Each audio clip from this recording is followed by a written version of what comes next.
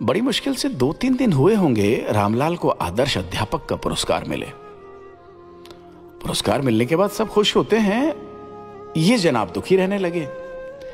किसे पता था कि पुरस्कार उनकी जान पर बनाएगा।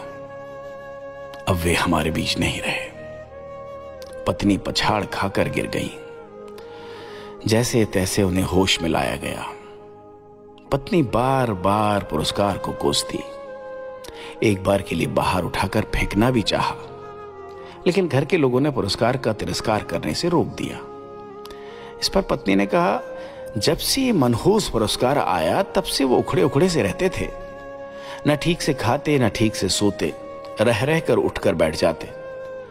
प्रशंसा पत्र में लिखी एक पंक्ति कि ये पुरस्कार आपके अध्यापन के लिए दिया जा रहा है, उसे बार बार दोहराते, बड़बड़ाते, झल्ला उठते, अजीब सा बर्ताव करते थे। रामलाल के शव के पास से एक पत्र मिला। लिखा था, अनिला की अम्मा, जब से यह पुरस्कार मिला है मुझे बेचैनी सी होने लगी है।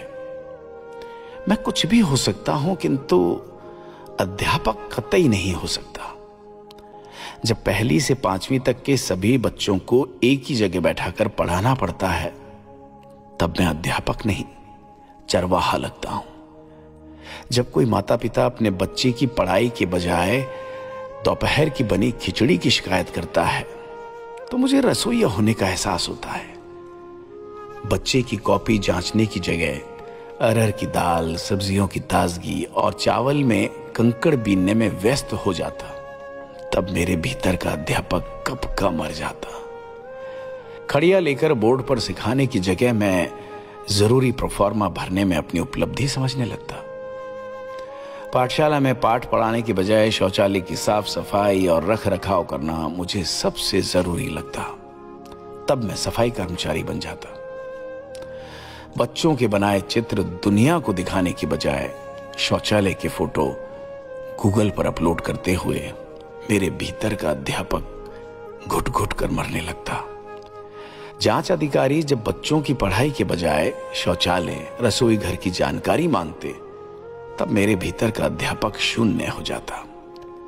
25 साल की नौकरी में अध्यापन के सिवाय मैंने सब किया है। मुझे ठीक से याद नहीं कि मैंने आखिरी बार बच्चों को कब पढ़ाया था। पाठशाला में कदम रखने के साथ ही ऑनलाइन बायोमेट्रिक उपस्थिति, छात्रों की उपस्थिति, ऑनलाइन बैंक अकाउंट, ऑनलाइन शौचालय के चित्र अपलोड करने और ये सब न करने पर समाचार पत्रों में अध्यापकों की बर्खास्तगी की खबरों के भय के बीच जमीर को मारकर जिंदगी जीना मेरे लिए भेड़ चाल का हिस्सा हो गया था।